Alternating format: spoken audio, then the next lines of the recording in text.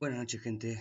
Bienvenidos a un nuevo postmercado. Vamos a ver qué hizo el Nasdaq hoy en la sesión de Nueva York.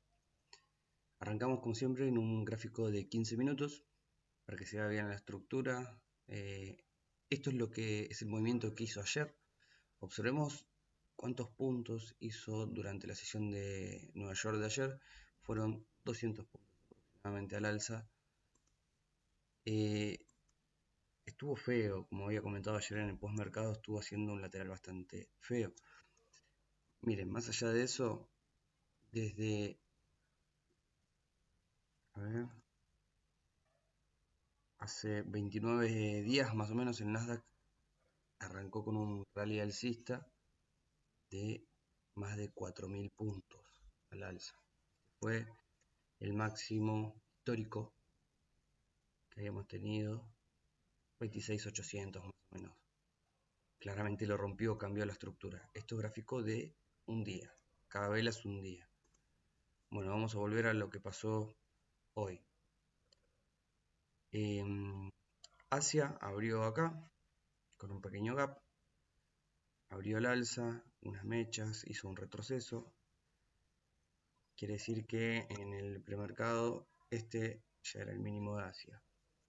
Londres abrió con un pequeño lateral e hizo el quiebre del máximo que había hecho Asia antes con una vela fuerte con intención, una vela alcista. Tengamos muy presente esta zonita. Luego de esa subida fuerte de quiebre de la resistencia de Asia, hace un pequeño retroceso, se impulsa nuevamente al alza, continúa el movimiento alcista y ahí viene una caída de 200 puntos más o menos. Una caída fuerte. El 100% del movimiento que había dado Londres, bueno, lo descontó. Observemos acá este movimiento. Esto faltaban 15 minutos para que abra. Es decir, la siguiente vela de 15 minutos ya abre Nueva York. Este era el panorama en el que nos encontrábamos al momento de la apertura de Nueva York. Un rango, que si bien es un rango amplio, teniendo en cuenta para los que hacen scalping de más de 100 puntos, es un rango, es un lateral en donde está acumulando desde la sesión de Asia hasta la sesión de Nueva York. Las primeras horas de la sesión de Nueva York, a ver, no quiero equivocarme, la primera hora, luego de pasar la primera hora de la sesión de Nueva York, el mercado rompe al alza quebrando la resistencia de Asia. Hace ese movimiento al alza y luego retrocede el 100% de ese movimiento. La siguiente vela de 15 minutos, a ver si quieren ver en 2 minutos esto, este es el movimiento. El impulso fuerte alcista, un retroceso y continúa el movimiento alcista, hace un agotamiento y retrocede el 100% de ese movimiento. 15 minutos, la siguiente vela, ¿qué es lo que nos da? Un movimiento al alza fuerte en esta misma zona de demanda. Esta misma zonita de demanda vuelve a reaccionar fuerte. Esta resistencia quebrada la vuelve a validar como soporte. Se mantiene un lateral. Presten atención dónde es que acá luego de este movimiento empieza a caer. Empieza a caer en esta zonita de resistencia. Acá. En esta de acá. ¿Sí? Ahí nuevamente. Vamos a un gráfico de 2 minutos para ver mejor la estructura. Acá abrió el mercado de Nueva York con un pequeño movimiento al alza después de testear la zona de soporte. ¿A qué apunto con esto? Antes de continuar, cuando nosotros nos encontramos con un movimiento, acá en este caso que era una caída, faltaban 15 minutos en esta vela. Observen esta vela, abre acá, la bajista, ¿no? Abre acá. En algún momento del desarrollo de esta vela, testea esta zona de demanda, zona que había sido quebrada con mucha intención, mucho volumen, vela de mucho cuerpo. Rechaza, nos está marcando una zonita fuerte de demanda. Muchas veces lo que suele hacer el precio es hace un falso quiebre y vuelve a subir. Falso reingreso, ¿sí? Al lateral que nos había marcado Asia y Londres, y parte de Londres, la primera hora de Londres. Pero sin embargo no. Abre el mercado, testea ahí y después una vela fuerte alcista. En 2 minutos, eso lo vemos así. Testea una, dos, tres veces, vuelve a caer, se mantiene en rango. Cuando vemos un mercado así, con muchas mechas abajo, arriba, en un rango muy estrecho, mejor esperar que quiebre hacia algún lado. Entonces, para este momento tenemos una proyección al máximo que había dado Londres y si no una proyección a la baja al mínimo de Asia, ¿sí? Entonces, ¿qué es lo que yo hago en estas situaciones? Mido cuántos puntos tengo más o menos, 100 puntos aproximadamente. Pongo un stop de 25, así que me alcanza. Y a la baja también. A la baja también tengo un recorrido de 120 puntos aproximadamente. Entonces uno ya empieza a plantear hipótesis en base a lo que va viendo, en base a lo que hicieron las sesiones anteriores. Vamos a checar un poquito más esto.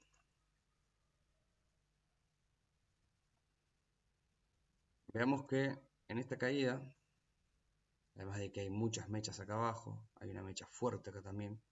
Rechazo de la demanda, rechazo de la demanda, rechazo de la demanda. Este bajo es más alto que los bajos anteriores, lo que nos podría estar indicando un desgaste por parte de la oferta. Hay que estar atento nada más, no es 100% válido, no es que vamos a meter una compra ahí automáticamente. Pero veamos lo que hace ahora. El precio quiebra esta estructura. ¿Qué estructura? Un poquito complicada de verlo al principio, pero tiene una estructura acá. Esta estructura, cuando retrocede al alza, después de esta pequeña caída, retrocede al alza, nos deja este alto más bajo. Vamos a separarlo. Todos los toques. Estos 2 minutos. Hacerlo más chico. Ahí. Nos deja este alto más bajo que el alto anterior. ¿Sí? Y este bajo más alto que los bajos anteriores. ¿Bien? No los voy a marcar todos. Se dan cuenta, ¿no? Acá este movimiento así es. Los bajos son sucesivamente más altos, altos iguales, alto más bajo. Es decir, se empieza a ver una compresión del precio acá en esta zonita. Se va comprimiendo la oferta y la demanda. Nos deja una estructura en este último alto. Nos deja una estructura que en el caso de que lo quiebre, podríamos llegar a plantear una operación al alza. De hecho, es lo que subí en CFDs en la historia de hoy. CFDs se mueve igual, solo que ahí no tengo temporalidad de 30 segundos, uso tick. Es muy parecido. Esta estructura coincide también acá con esta zonita. Sé que es un quilombo de circulitos por todos lados, pero tratando de hacerlo lo más comprensible posible.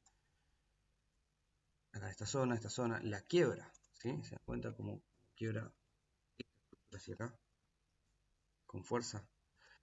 Acá ya se nos prende la alerta, que se quiebra esta zonita estructural, pero ojo, porque tenemos una proyección inmediata bastante corta.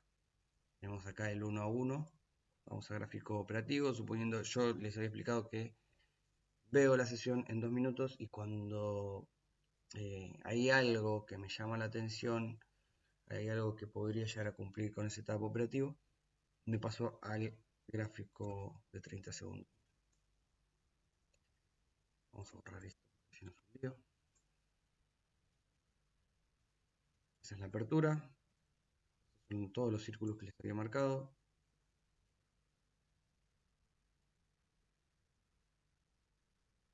y hace así. Quiebra la estructura. Quiebra este alto que estaba acá. Lo saqué. Está la línea punteada. ¿Se entiende? Viene haciendo una estructura así. En 30 segundos se va a entender mejor. Es porque se ve mejor la estructura. Lo rompe con fuerza. Hace un retroceso y no. Podríamos llegar a plantear una posible entrada por debajo de esa estructura. ¿Sí? Es una operativa bastante arriesgada porque estamos en un rango.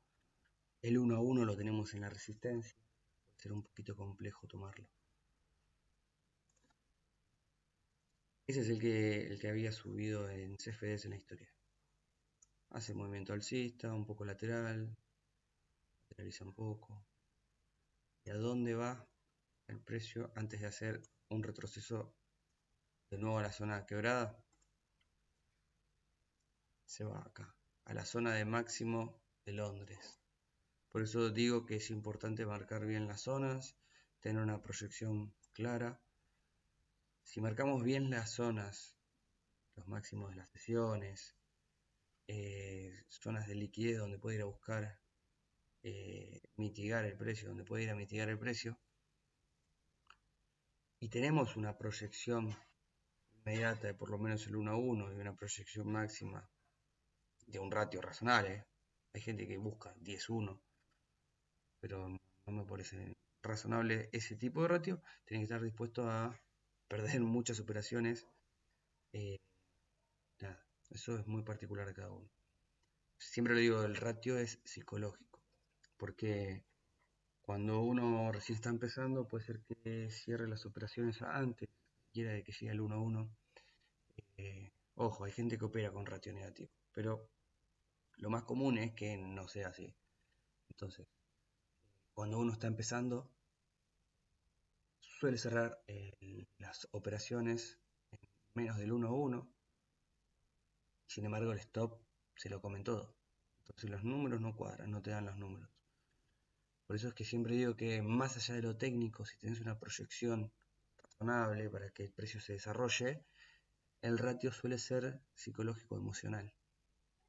Entra la desesperación, ese miedo a que se te dé vuelta y cerramos antes.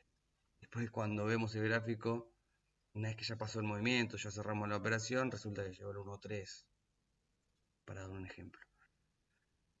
Llegó a esta zonita de máximo, retrocede a la zona quebrada, ¿sí? Esta misma zonita de acá. Y observen cómo se mete en un rango, en un lateral acá de esta zona, pero tiene cierto movimiento alcista, ¿sí? Tiene una tendencia alcista. Acá ya para este momento el ATR estaba muy bajo y eso que no había pasado muchas horas de la apertura. Pasaron 3 horas y ya estábamos con un ATR en 6,8. Es decir, para este momento, después de 3 horas de la apertura, había que tener paciencia. Pero bueno, eso es más o menos lo que hizo el Nasdaq hoy. Lo que me interesaba es que vean cómo va a mitigar los mínimos de la sesión, los máximos de la sesión, ya sea de Asia o de Londres. Y por eso es tan importante tener presente, por lo menos, esas zonas. ¿Sí? Esas son zonas de interés, zonas relevantes, donde el precio suele ir a mitigar, donde el precio suele hacer falso quiebre, reingreso, ¿sí? Son zonas relevantes, zonas de interés. Bueno, eso es todo, espero que les haya servido. Chau, chau.